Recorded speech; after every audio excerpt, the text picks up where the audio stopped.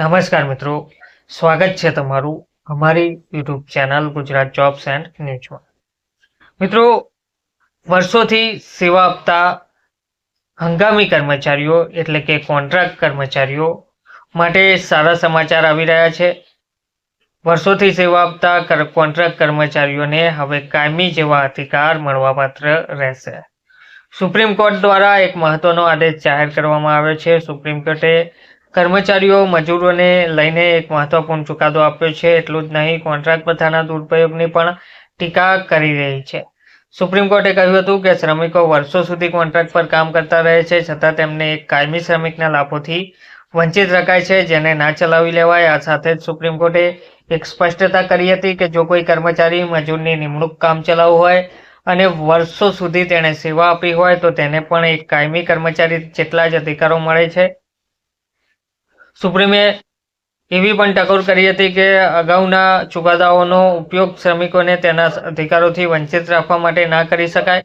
ઉત્તર પ્રદેશની જે ગાઝિયાબાદ નગરપાલિકામાં સેવા આપનારા શ્રમિકો ન્યાય માટે 25 વર્ષ સુધી કોર્ટ કચેરીઓમાં કેસ લડ્યા હતા। લેબર કોર્ટથી લઈને હાઈકોર્ટે ને અંતે સુપ્રીમ કોર્ટમાં તેમને ન્યાય મળ્યો હતો। આ શ્રમિકો નગર પંચાયતની હદમાં આવતા બગીચાઓની દેખરેખથી લઈને અન્ય કાર્ય વર્ષ 1999 સુધી કરતા હતા। વર્ષ 2004માં કામદારોએ કાઉન્સિલેશન અધિકારી સમક્ષ ઇન્ડસ્ટ્રીયલ ડિસ્ટ્રીબ્યુટર દાખલ કર્યો હતો અને તેમને કાયમી કરીને કાયદેસર મળતા લાભોની માંગ કરી હતી।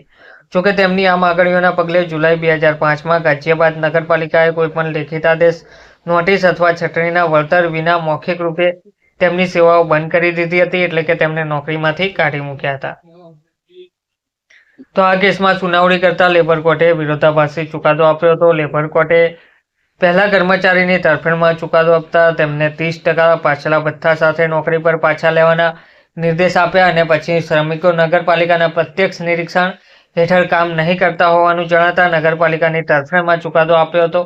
અલ્હાબાદ હાઈકોર્ટમાં આ કેસમાં અપીલ કરાતા હાઈકોર્ટે શ્રમિકોને દૈનિક ભથ્થા પર પુનઃ નોકરી પર રાખવા અને કાયમી કર્મચારીની સમક્ષ પગાર ચૂકવવાનો તેમજ નગરપાલિકાને કાયમી નિમણૂક પર ભાવિ વિચારણાની મંજૂરી આપતો ચુકાદો આપ્યો હતો।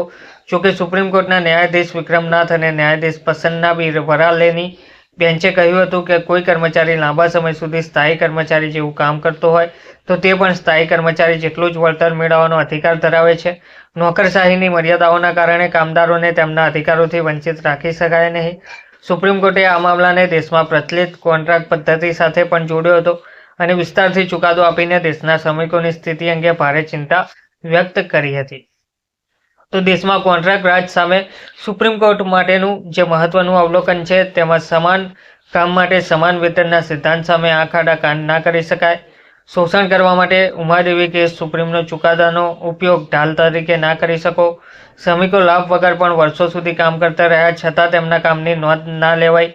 ભારતીય શ્રમ કાયદો કાયમી કાર્યો જણાય તેવા કામ માટે કોન્ટ્રાક્ટ પદ્ધતિની તરફેણ નથી કરતો। શ્રમિકો વર્ષો સુધી સેવા આપતા હોય તેવી સ્થિતિમાં યોગ્ય કોન્ટ્રાક્ટ કરારોના દસ્તાવેજો ના હોય તો પણ તેમને મળનારા લાભથી વંચિત ના રાખી શકાય।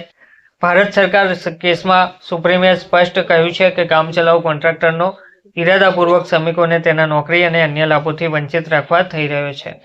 તેમજ ખાનગી ક્ષેત્રમાં ગીગ ઇકોનોમીનું પ્રમાણ વધી રહ્યું છે, જેમાં પણ નોકરીની સુરક્ષા અને યોગ્ય લાભોનો અભાવ જોવા મળી રહ્યો છે।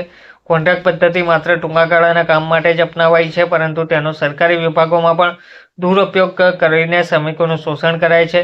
કાયમી કામ માટે શ્રમિકોને કામચલાઉ કાર્ય તરીકે કોન્ટ્રાક્ટ પર કેવી રીતે લઈ શકાય? અગાઉ નોટિસ આપ્યા વગર જ કામચલાઉ કર્મચારીઓને કાઢી મૂકવામાં આવે છે।